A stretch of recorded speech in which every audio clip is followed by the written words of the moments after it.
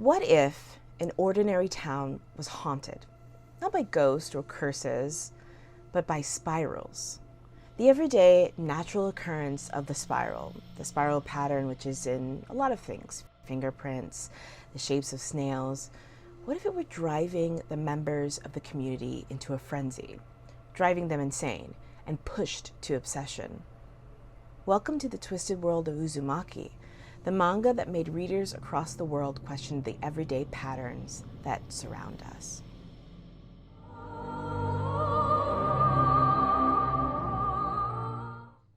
Hi, it's Izzy here, and I'm back with another video. This one is on Junji Ito's Uzumaki, which just came out in anime form, and I really want to talk about it because it's been one of my favorite mangas for a really long time. The Ring of Fire is a tectonic belt that surrounds the Pacific Ocean, and inside that perilous circle is the island nation of Japan.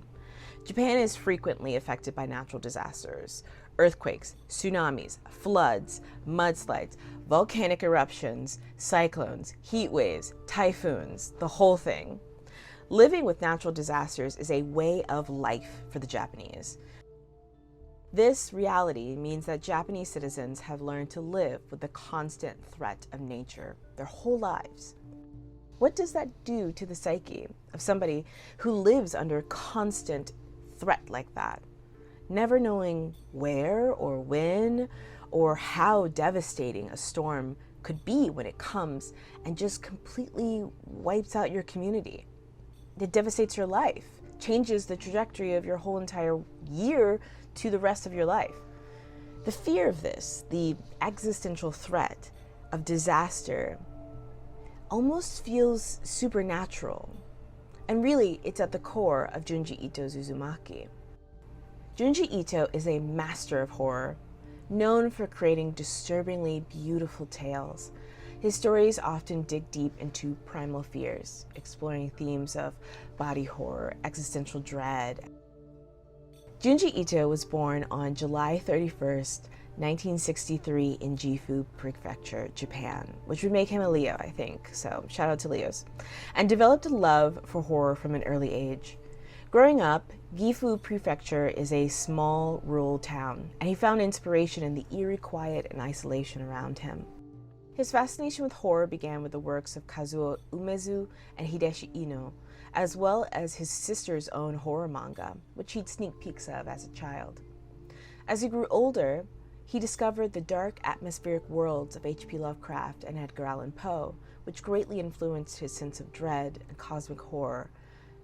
Said about the influence of Lovecraft on his work, Ito said, "Lovecraft's expressionism with regard to atmosphere greatly inspires my creative impulse."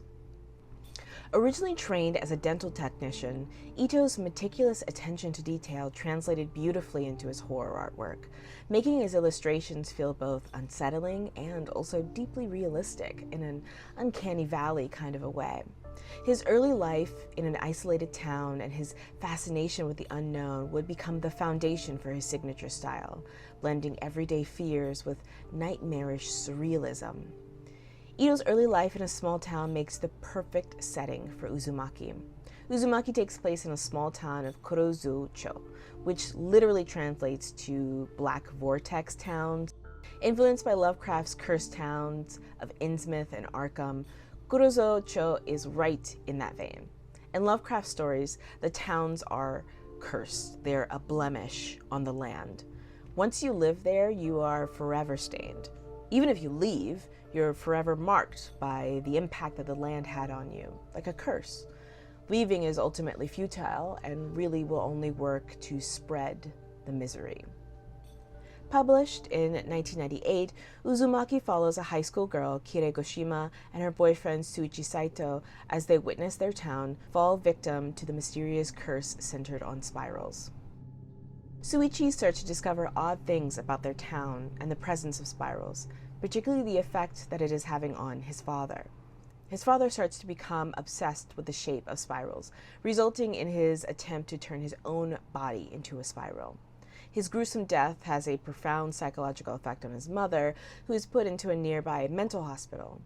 There, she is tormented by spirals and cuts off her own fingertips before stabbing her inner ear with scissors, inducing an endless bout of vertigo. And this is only the beginning. Everyone in the village has some sort of obsession. A young man is obsessed with making Kira his girlfriend, leading to his death. Another young girl is obsessed with her looks. A group of young boys have an obsession with a lighthouse, which incinerates one of them alive. A couple is obsessed with each other so much that they wind their bodies together so they can't be separated. And a scientist discovers a new galaxy and becomes obsessed with it and the messages he receives from it. Each member of the community is consumed by their own spiral, their own inner obsession, an obsession that alienates them from their loved ones and drives them into madness. The spiral isn't just a shape in Uzumaki, it's a symbol. It's a symbol that signifies obsession, horror, and infinity. One has to ask, if the spiral wasn't present, would the townspeople still behave this way? And to me, the spiral is just a symbol. It's just a signifier. It shows, it manifests the ways in which all people can be dragged down by their obsessions, by their delusions, and lose themselves. At the end of the manga, the town succumbs to the spiral, and the earth swallows up Kurozucho, in which it will rise again and begin the spiral anew. The spiral theme can also be seen as a preoccupation with nature.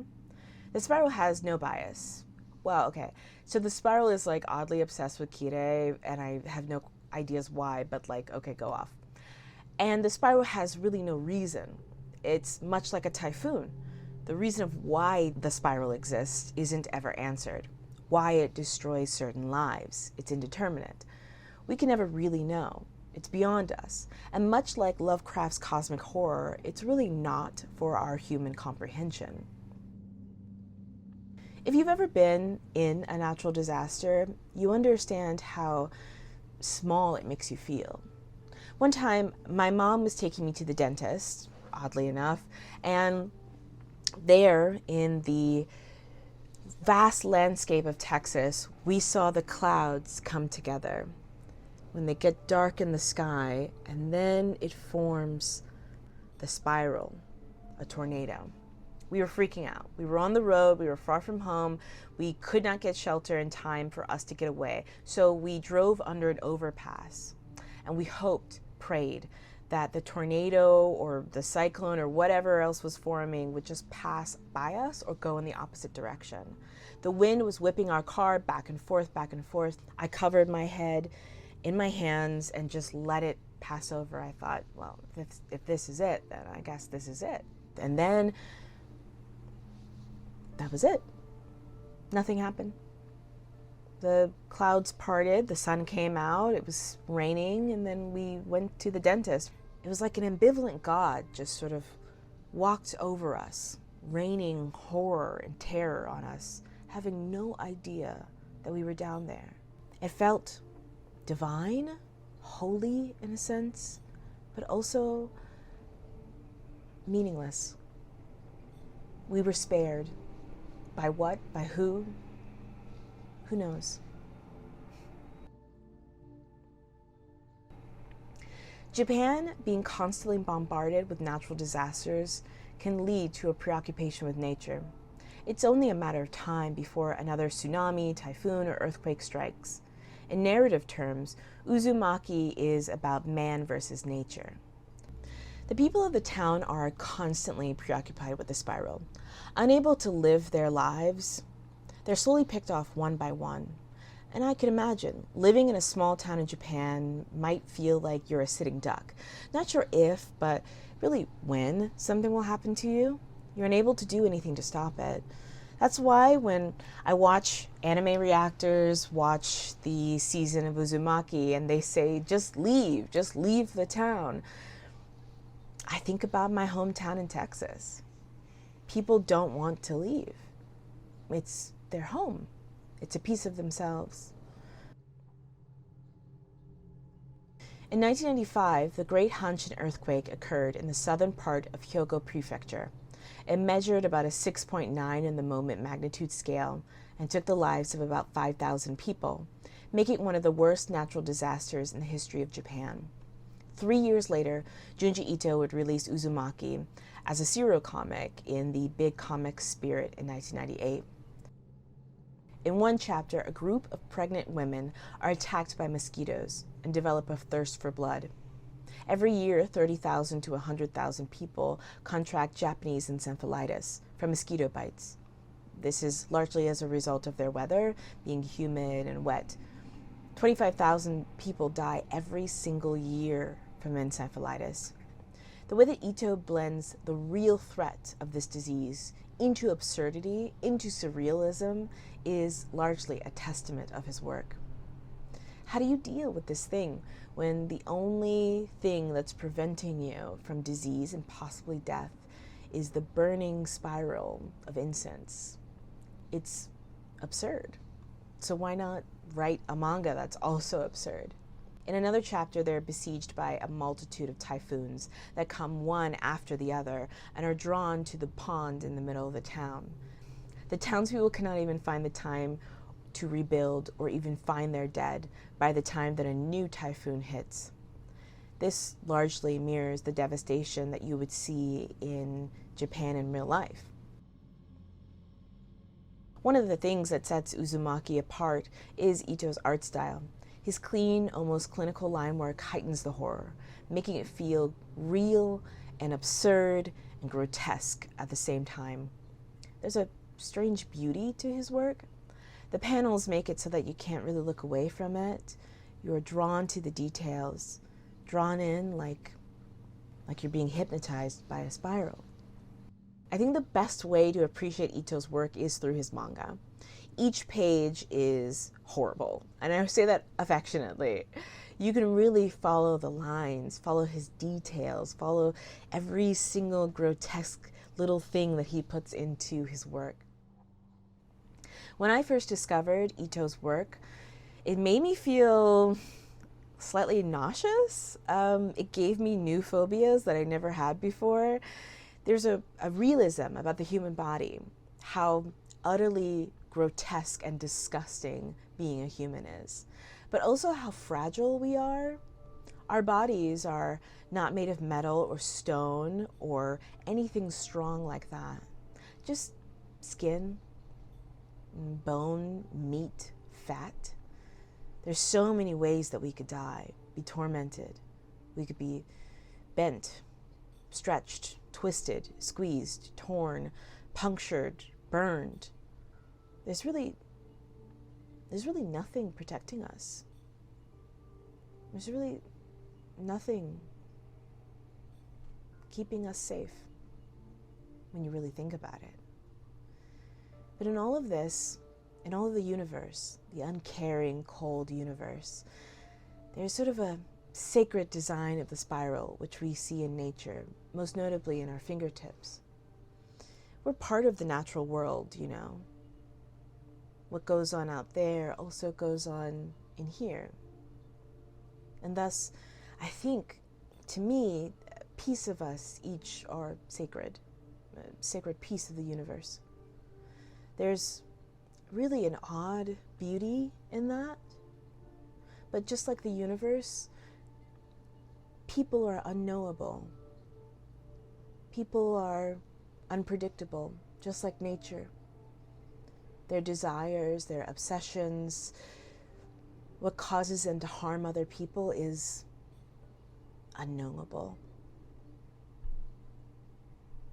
And in there, somewhere, is terror, beauty and terror. If you like this video, please like, share, and subscribe. I would really, really appreciate it. Thank you so much for watching. Please comment below. What is your favorite Junji Ito work? My favorite one is Tome. She's my #1 girl. She's done nothing wrong. I love her so much. Let me know what you like. And also, please tell me, like, what's a natural disaster that you're really, really afraid of? I am so curious about that. For me, I live in the Pacific Northwest, and my fear is The big one is what we call it over here. It's where we'll have an earthquake that will trigger both a tsunami and a volcanic eruption.